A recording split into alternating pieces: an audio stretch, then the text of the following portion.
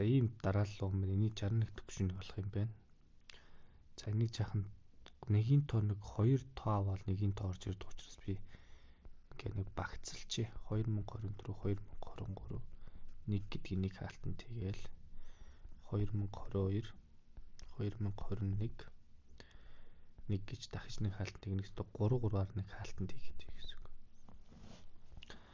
За тэгвэл 61 дахь тоо юм чинь нэг хаалтанд 3 тоо юм чи би 20 хаалт бичихэд 60 тоо бичнэ.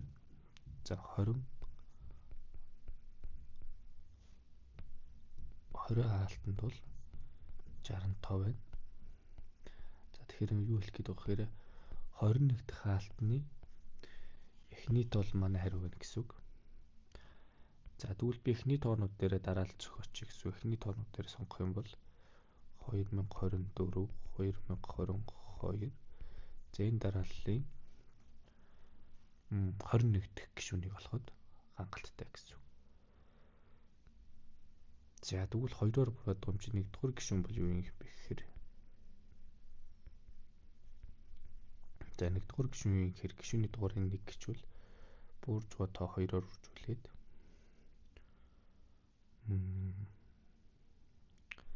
нэмэх нь 2022 гэж.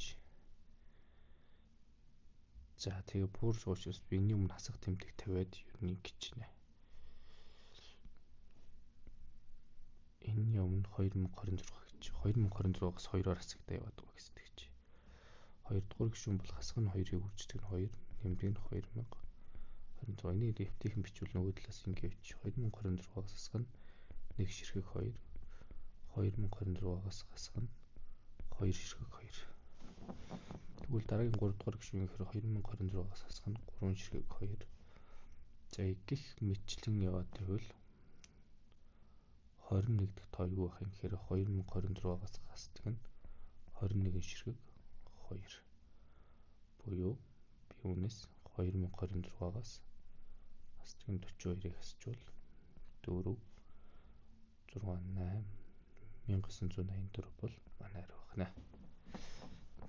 За энэ төвчлөрүүл явж энэ бол 2-р гишүүнийг би бичиж байсан. За тэгээ 3-р гишүүн гэх мэтлэн 21-р гишүүнийг олж байна. За дараагийн бодлого нь 1-ээс 32 хүртэлх тооны үржүүр байгаа юм байна. За энэ үржүүрээс хамгийн зүүндөө хэдэн үржигдэх байрлал тооныг хамтруулах гэж байна. За тэгвэл энийг нэгт анхны тоо үржигдэх болгож бичих ёстой. Тэгсэндээ би 32-ийн бактериалыг хойш нь 2-ийн альфа 1 зэрэг 3-ийн 1 альфа 2 зэрэг 5-ийн альфа 3 7-гийн альфа 4 за би энэ зэргүүдийн альфагаар авчиж дараагийн анхны тоо 11-ийн альфа 5 13-ийн альфа 6 10 дараагийн анхны тоо 17-гийн 19-ийн за энэ хойшлох тусмаа амархан болно 23-ийн за шууд 23-ийн 1 зэрэг гэж бичиж болно 23-ийн дараагийн анхны тоо 29 29-ийн 1 гэж бичиж болно 31-ийн 1 гэж бичиж болно. За 19-ийн ч 1 зэрэг байна энэ альфа 8ч ер нь бол 1 л байна. 19 гэдэг үржигдэхүйн дотор 1 л байна. 19 дуугддаг тоо 1 л байна гэсэн үг. 17 илгаа байхгүй. 1 л ширхэг байна. Энэ үржүүр дотор 17 дуугддаг тоо 1 л байна. 1 удаа дуугддаг тоо 1 л байна. 13 харин 13 юу гэхээр 13 хуваагддаг тоо 2 байгаа. 13 26 гэдэг 2 тоо. За тэгэхээр би нэг 2-оор авна. 13-т 2 хуваагддаг тоо гэхээр 169 дуугддаг. Тэ 160 дуугддаг тоо байхгүй. За дараа нь альфа 5. За 11 илгаа авахгүй 2 хуваагдана. 2 11 гэдэг тоогоо 22 гэдэг тоогоо 33 гэдэг тоо оруулж ирэх гэхээр өрөхгүй учраас болохгүй. Тэгэхээр энэ бас 2 байна. За дараагийнх нь альфа 4 7 туу. За 7 дөрөв нь ярьж болно. За би 32-ыг 7 хуваагаад бүхэл хэсгийг авчих юм бол 1-ээс 32 хүртэл 7 хуваагддаг хэдэн тоог тоолох чинь 4 тоо байна. 32-ыг би 7-г үржихийн 7 хуваахан 7-д 2 удаа хуваагддаг тоо гэдгийг тоолж байгаа. Тэгэхээр хэм тоо байхгүй. Тэгэхээр альфа 4 бол 4 байна. За би одоо альфа 3 5 дээр ярив. За би 32-ыг 5-д байгаа бүхэл хэсгийг авчих юм бол 5-д 1 удаа хуваагддаг тоо 6 тоо байна. 5-д 2 удаа хуваагддаг тоо байж болно. 25-д баачих юм бол. Тэгэхээр энэ ганц байна. За 5-д 3 бол байхгүй. Тэгэхээр энэ бол 7 байх нэ. За альфа 2. За 3. За 32 хүртэл 3 хуваагддаг тоо бол 1 удаа хуваагдаж чадах тоо бол 10 байна. Мөн 2 хуваагддаг тоо гэж бол 9 тоог олчиж болно. Ийм тоо 3 байна.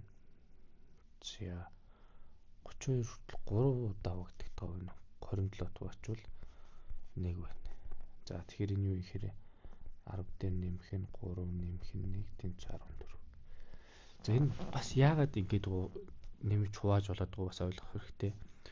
32-ыг би 2 тоочвол 3-т 1 удаа хуваагддаг тоо байна гэдэг чинь 3-ын 1 зэрэгтүүдийг би авчлаа гэсэн үг. За 3-т 2 удаа хуваагддаг тооны 1 ширхэгний тоологдсон учраас би энд нэгсэндээ энэ 2-ыг 3-аар үржихгүй байгаа. Яагаад гэвэл нэг нь тоологдсон. За 27 гэдэг тоо хүртэл 1 хуваагддаг нэг тоологддог, 2 хуваагддаг нэг тоологддог, үлдсэн нэг тоологж байгаа учраас нэг удаа нэмэх асуудал байхгүй. За хамгийн их тооцоотой 10 альфа 1. За би 32-ыг мэдээж 2 хуваачвал 32 хүртэл 2-т 1 удаа хуваагддаг 16 байна. Нэмдэг нь 32-ыг би одоо 4 хуваана. За энэ нь бол дараалал нь шууд 2-оор бүр авчирна. 8 4 2 1 байна. Нэгсэнд 2 5 удаа хуваагддаг тоо ганц угаа. Ингийн нэмчүүл энэ. За энэ хоёрын нийлбэр 10 15 31 болох юм байна. За юу болов гэхээр манай 1-ээс 32 үржүүр гэдэг тоо маань 32-ийн үржүүр гэдэг тоо маань 2-ын 31-ийн зэрэг 3-ын 14 зэрэг 5-ын 7 зэрэг 7-гийн 4 зэрэг за дараагийн анхны та 11-ийн 2 зэрэг үрждэг нь 13-ийн 2 зэрэг за цаашаа 1 байна. 17-гийн 1 зэрэг 19-ийн 1 зэрэг 23-ийн 1 зэрэг 29-ийн 1 зэрэг 31-ийн 1 зэрэг. За энэ маань бүтэн квадрат болох ёстой. Тэхийн тулд энэ анхны тоонуудаас хасна гэсэн үг бид нар. Ер нь бол тэрийг энэ 1-ээс 32 дэх тоондоос хамгийн зөндөө хэдийг дарж бүтэн квадрат болох вэ гэсэн. Энийг ингэж бүтэн квадрат болгохын тулд зэрэг тэгш байх ёстой. Тэгэхээр энэ сондгоод энэ нэгийг зэрэгтэнүүд бүгд байх дарагдана гэсэн үг. Нэгсэндээ 31, 29, 23, 17 гэдэг энэ 5 тоо заавал дарагдана. За дарахтаа бол энэ 5-ыг заавал дарах юм байна. Зэрэг тэгш. Одоо сондгоо зэрэгтэйгээ 2 тоо байна. 2-ын 31 5-ын 7 бусдын тэгшимж оролдох хэрэггүй. Аль болох зөөхнийг дарах хэрэгтэй бидний зорилго. Тэгэхээр 2-ыг дараа 5-ыг дараа яг тэгш болгож болж байгаа ч гэсэн би 2 тоо дараад нь тэгтээ тэрнээс цөөхөн боломж байгаа даа. Ингээд 7-ыг дарсны оронд 2 ба 5-ыг агуулдаг нэг л тоо байхгүй, нэг яг хоёуланг нь агуулждаг. Тэгэхээр би 10 гэдэг тоог дарчууд 1-ээс 32 үрж дотроос 10 энтер дээр нэмээд 10 гэдэг тоог нь устгахчих юм бол нэгсэндээ би 6 тоо дараад тооны квадрат болгож чиж байна гэсэн үг. За бүх цифрын ялгаатай альч дараас 2 цифрээс бүтсэн тоо нь 17 ба 31 тоогдох хамгийн их тооны цифруудын хэлбэр бол. За бүх цифр нь ялгаатай байх юм байна. За нэг A1, A2 за ингээд A1 юм бол нэгсэндээ A2 дээр дараас 2-оос бүтсэн юм хоёрын дотоо 17-д эсвэл 31 хуваагдах хэрэгтэй юм байна. За тэгэхээр 2 оронтой тоо юм чи би 17 хуваагдах 2 оронтой тоонуудыг сонирхъя. 17-өөр байж болж байна. 2-өөр үржүүлээ 35, 3-өөр үржүүлээ 51, 4-өөр үржүүлээ 68, 5-өөр үржүүлээ 88. Энэ дээр хандлага нэмж ирж байна. Хэтрээ явчих юм байна тийм ээ. За тэгэхээр ийм тоонод байгаа юм. 31 хуваагдвал бүр зөвхөн 31, 62, 93. За би ч нэг хамгийн их тоо зохих 30 би 9-оор эхлүүлээ үзье л да. 9-ийн араас ямар цифр орох гэхээр заавал 3 орно. Тэгж 31 хуваагдана. Өөр цифр хүчвэл аль нь ч хуваагдах байж чинь. 3 орох юм бол араас нь заавал 1 орж болж байна. За 4 орж болж байна. 4 орвол энэ тоо зогсож байна. За 1 орвол араас нь 7 ороо зогсно. 7-оор хэлсэн тоо байхгүй учраас. За тэгвэл одоо би 8-аар хэлснийг сонирх. 8-аар эхлүүл араас нь заавал 5 орно. 5-ын араас юу заавал 1 орно. За 1 орвол араас нь 7 орно. Одоо энэ тохиолдолд шилжиж байна гэсэн үг.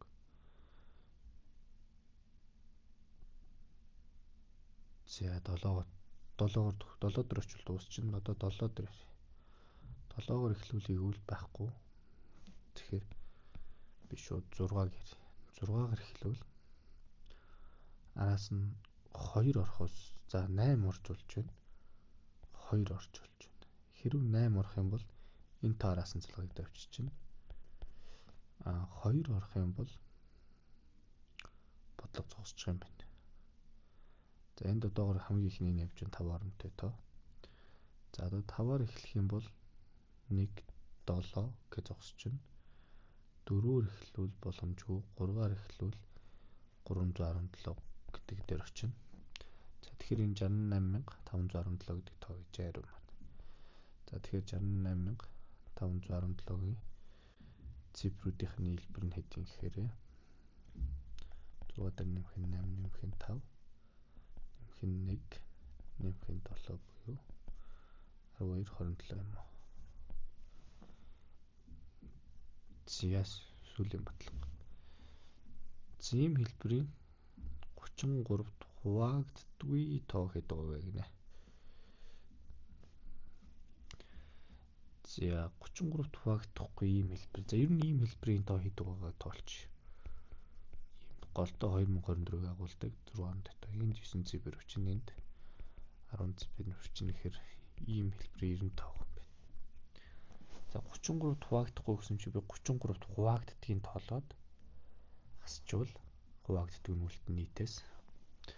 За тэгвэл 33-т энэ тоо хуваагдахын тулд яах юм гэхээр 3 ба 11-т хуваагдах хэрэгтэй. За 11-т хуваагдахын тулд тэгш байрны дахь цифруудын нийлбэр, сондгойн дахь цифруудын нийлбэр нь ихээс нь багыг хасахад тэр тоо 11-т хөгжүүл 11-т хөгжүүл. За би нэмэх хасах тэмдэг илжлээ тавьчих. Цифруудаа хаанаас нь өргөшнө.